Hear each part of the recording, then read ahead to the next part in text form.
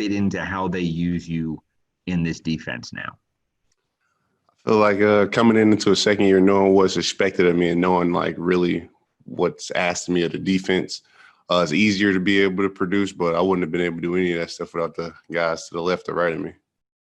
How well? I mean, you guys, obviously it's a loss and it starts there, I know, but as a run defense, to take a back like Kamara and hold him to less than 2 yards a carry, how well did you guys do what you wanted to up front in that game? As far as stopping the run, I feel like we did stop it at sometimes. There were some things that squirted out a couple of times we got to fix. But all in all, I feel like we attacked them, and that was our main goal, to be able to attack up front.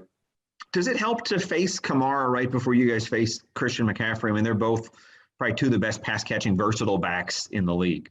They are both very explosive running backs. I think it's good to be able to face those high-quality guys just in general. It helps show and mold us for what we need to do for the rest of the season. Thanks, Will. All right, next is going to be James Palmer.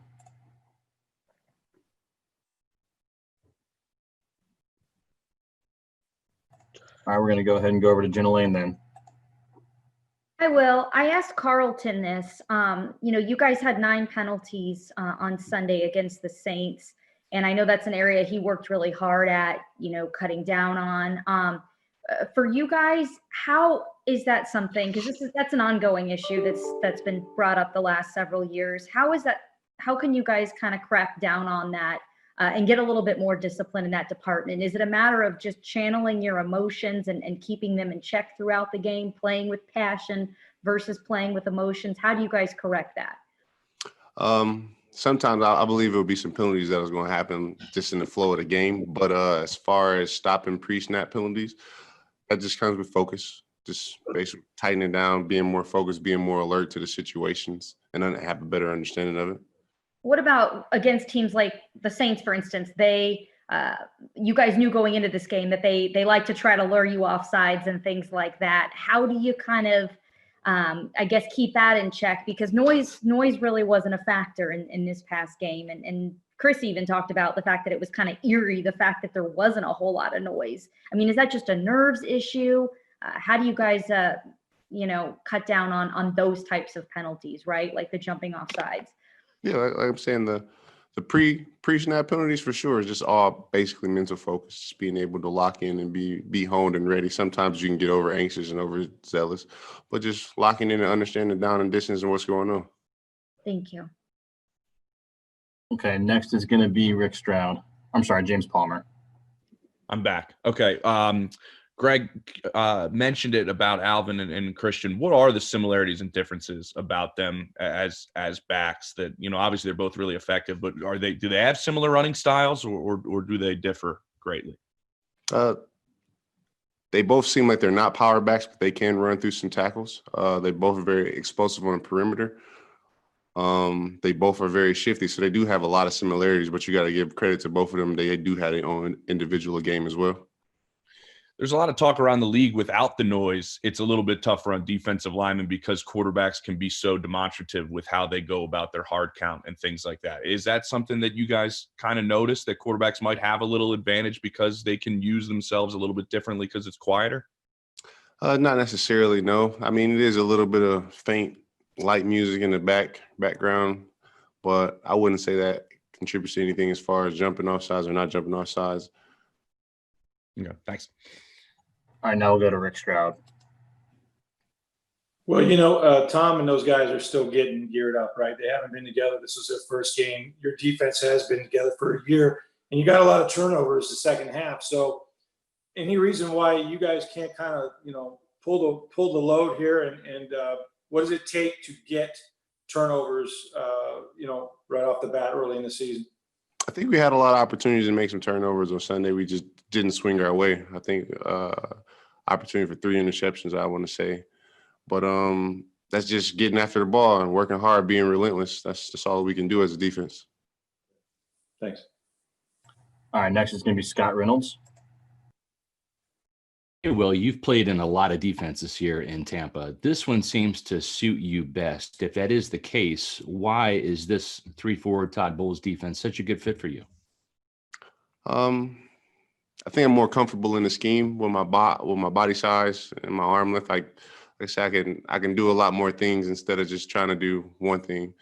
And it works on the things that I'm good at. And I've been coached up pretty well, I want to say. Devin White walked in the building with some leadership qualities, but you guys voted him a team captain this year on defense. How has his leadership grown, and he really become that quarterback of the defense this year with the rookie season behind him and some better understanding of what Bulls wants to execute?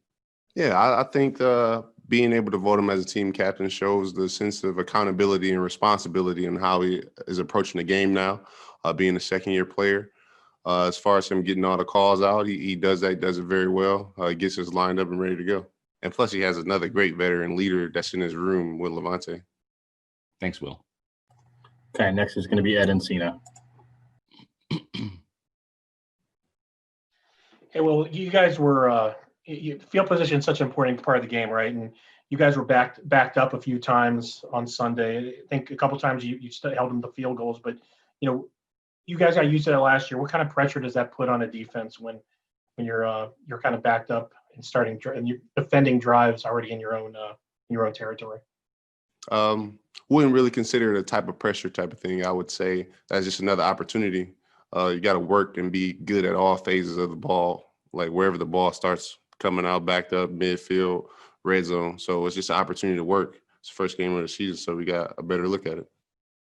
And you mentioned just kind of the I guess challenge of this no crowd, the pumped in noise. I mean, what did it feel like? I mean, did it feel like an NFL game? Did it feel like a high school football game of practice? I mean, just the tempo with that noise that's being pumped in there. Usually, I can speak for myself only. I don't really focus on that. Once I get in between the lines, I know it's about business, because if you lackadaisical when you're focusing on the crowd, you can get hurt really bad. Thank you. All right, next is going to be Kevin O'Donnell. Hey, Will, obviously you guys finished number one in the league last year against the run and got off to a pretty similar start against the Saints.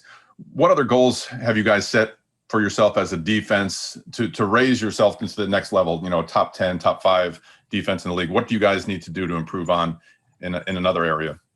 We have to dominate relentlessly from the first quarter to the fourth quarter, take advantage of every single opportunity, stop the run and the pass, and get after the quarterback. To be honest with you, I know that's on the forefront of my mind to be able to do that, and I think that we can. Just the feeling coming off that field, there was so much hype coming into game one with Tom and all these new pieces on this team. How deflating was it to come out of the Superdome with a loss in the way it happened? To say deflated, no, I still got all the wins in my sails. I think we can still take over and get the full steam ahead and keep running. But to lose is to prepare and lose is awful, no matter who you with or whoever in the NFL. When you prepare for a game, you prepare to win, and we just didn't. Thank you. Time for a few more. We're going to go with Zach Blobner, followed by Scott Reynolds. Hey, Sean Payton obviously likes to mix in a lot of gadget plays and try to get creative. Is there anything you saw with what he did offensively, play calling wise, maybe with Taysom Hill getting in the mix there, that surprised you guys on the front? No, I don't think that we were surprised. I think we were very well prepared into the game. We just weren't as locked in on some of the gadget plays, or too locked in on the wrong things when it's a trick play. And then looking ahead to the next week, obviously Teddy Bridgewater is a guy that you have seen before in a different uniform. It's a new coaching staff in Carolina. What can you speak on as far as Teddy and the way that he runs things behind the line of scrimmage?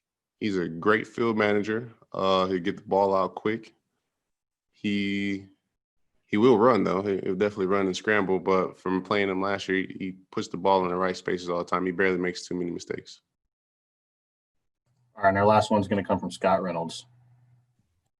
Well, with Carolina having this new coaching staff and really only one game to study without any preseason games to look at, how difficult is it to prepare for the Panthers? Are you guys looking at some LSU, game footage with Joe Brady being the play caller there? Or how do you prepare for this Carolina offense with just Sunday's game to look at? I think this is minor, but I don't think it'll be a big thing. We just can't pick up on the same amount of tendencies as we would from another opponent. I think that our coaching staff are going to put us in a great position. They always do. We just got to be able to execute the game plan. All right, that's all for today. Thanks for taking the time, Will.